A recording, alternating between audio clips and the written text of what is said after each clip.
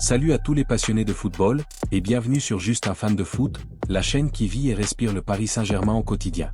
Avant de plonger dans ce programme chargé, prends un instant pour t'abonner à la chaîne, aimer cette vidéo et laisser ton avis en commentaire. Selon toi, dans ce groupe infernal, quelle sera l'affiche la plus compliquée pour Paris? Est-ce le Bayern, le Barça, ou une équipe qu'on n'attend pas? Le tirage de la première phase de Ligue des Champions est tombé, et le PSG hérite d'un parcours que beaucoup qualifient déjà de groupe de la mort, version élargie. Pas d'adversaire facile, pas de petits clubs venus uniquement pour participer, mais 8 véritables batailles. 4 à domicile, 4 à l'extérieur, et à la fin, il faudra être dans les 8 premiers pour continuer l'aventure.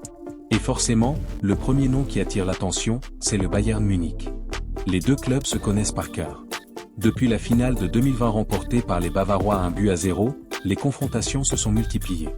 Quart de finale, phase de groupe, match coup près, c'est devenu un classique moderne de la Ligue des Champions. L'an dernier, souvenez-vous, Paris avait été réduit à 10 après le carton rouge de Dembélé, et le Bayern avait su gérer en vieux routier. Mais en Coupe du Monde des clubs, au mois de juillet, Paris avait pris sa revanche avec un 2-0 solide malgré 2 expulsions en fin de match. Cette fois, le duel aura lieu au Parc des Princes, et nul doute que les supporters parisiens attendent ce choc avec impatience. Deuxième adversaire, l'Atalanta Bergame. Un nom qui réveille des souvenirs très forts chez les supporters parisiens. En 2020, à Lisbonne, Paris était mené jusqu'à la 90e minute, avant de renverser la situation dans le temps additionnel pour s'imposer 2-1 et se qualifier pour sa première finale de Ligue des Champions. Depuis, l'Atalanta a grandi, et elle a même remporté l'Europa League en 2024, en battant de manière éclatante le Bayer Leverkusen 3-0. Cet été, le feuilleton Lookman a fait trembler Bergame, mais l'attaquant est resté. Et attention, il sera l'un des dangers principaux. Petit clin d'œil aussi avec le retour au parc d'un ancien Parisien, Michel Bakker, parti en 2021, qui pourrait bien être accueilli chaleureusement par les supporters. Troisième nom, Tottenham. Décidément, les deux clubs ne se quittent plus. On se souvient tous du 13 août dernier et de la Super Coupe d'Europe, un match complètement fou terminé au tir au but après un 2-2 spectaculaire. Paris avait fini par soulever le trophée, mais les Spurs avaient montré qu'ils pouvaient faire très mal. Cette fois, ils retrouvent le PSG avec un effectif renforcé. James Maddison et Dejan Kulusevski, absents lors du dernier duel, seront là. Tottenham reste irrégulier en championnat, mais capable d'exploits, comme leur victoire 2-0 contre Manchester City il y a quelques jours. Et puis il y a Newcastle. Beaucoup auraient préféré éviter les Magpies. On se souvient tous du 4-1 infligé au PSG en octobre 2023, une défaite qui avait laissé des traces. Depuis, Newcastle a continué de se renforcer, dépensant plus de 140 millions d'euros cet été pour s'offrir des joueurs comme Anthony Elanga et Jacob Ramsey. Le milieu de terrain, composé de Tonali et Bruno Guimaraes, est désormais stabilisé après leur démêlé avec la justice sportive. Même si Alexander Isak est en froid avec sa direction, il reste un effectif très compétitif, soutenu par l'ambiance bouillante de St James Park. Mais le sommet émotionnel, c'est évidemment PSG-Barça. Cette affiche, c'est de la pure histoire moderne. 10 confrontations officielles, 5 victoires de chaque côté, 4 nuls, un équilibre parfait. Et des souvenirs à n'en plus finir. Le fameux 6-1 de 2017, le 4-0 du Parc avant, et plus récemment le quart de finale 2024. Défaite 2-3 au Parc, puis un retournement historique avec une victoire 4-1 au Camp Nou. Cette saison, la confrontation aura une saveur particulière. D'un côté, Ousmane Dembélé, qui monte en puissance à Paris, et de l'autre, la pépite Lamine Yamal, considéré comme un futur ballon d'or. Autant dire que le monde entier regardera ce choc. Le tirage ramène aussi un vieux souvenir, le Bayer Leverkusen. 11 ans après leur dernière opposition en 2015, les Allemands retrouvent le PSG. À l'époque, Paris avait survolé le 8e de finale avec un 4-0 à l'extérieur et un 2-1 au Parc. Mais attention, Leverkusen n'est plus un petit outsider. Vice-champion de Bundesliga, finaliste de l'Europa League 2024, c'est une équipe jeune, ambitieuse, qui jouait un football offensif sous Xavi Alonso. Pour Paris, ce sera un duel à ne pas sous-estimer.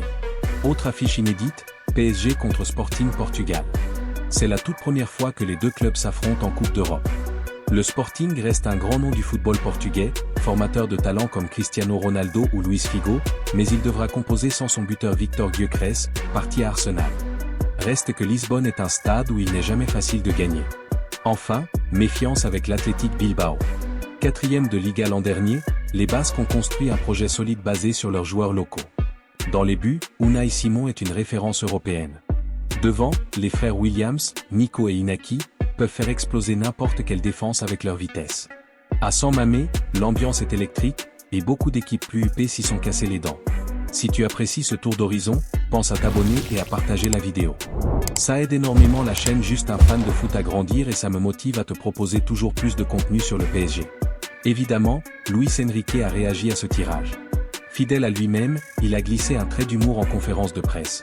Si je vois que c'est encore la même chose l'an prochain, c'est que le bouton de l'ordinateur ne marche pas. Mais au-delà de la blague, il a été lucide, il n'y a pas de match facile. Nous avons hérité de certaines des meilleures équipes dans presque tous les chapeaux. L'objectif est simple, être présent en phase à élimination directe, évidemment, viser la victoire finale. Il a aussi tenu à souligner la force de son groupe. Sur Warren Zaïre-Emery, il n'a pas tari d'éloges, c'est un vrai plaisir. Il était, il sera un joueur très important. Sur Kvaratskhelia, il a voulu rassurer tout le monde, comment va-t-il? Parfait, comme moi, parfait. Bref, le coach garde le sourire malgré un calendrier infernal. Mais avant d'attaquer ce marathon européen, Paris a un dernier rendez-vous en Ligue 1, le déplacement à Toulouse. Et attention, ce n'est pas un match anodin. Toulouse, comme Paris, a remporté ses 2 premiers matchs de championnat. Le stadium sera plein, et ce sera l'occasion pour Luis Enrique de faire tourner son effectif. La composition probable est intéressante, Lucas Chevalier sera titularisé dans les buts, pour continuer son adaptation au PSG. En défense, une charnière inédite Zabarni recrue estivale associée à Pacho, va être testée. Lucas Hernandez occupera le côté gauche, tandis que Zaïre-Emery, repositionné, pourrait occuper le couloir droit. Au milieu, Vitinha sera capitaine, accompagné de Joao Neves et de Désiré Doué, un jeune qui a pour but de confirmer sa superbe saison. Et devant, un trio alléchant, Lee Kangin, qui a déjà marqué un but, Ousmane Dembélé, qui doit enchaîner pour retrouver sa confiance, et Kvaratskhelia, la star géorgienne, de retour, après une petite alerte musculaire. Un 11 qui mélange jeunesse, rotation et cadre, idéal pour préparer la suite.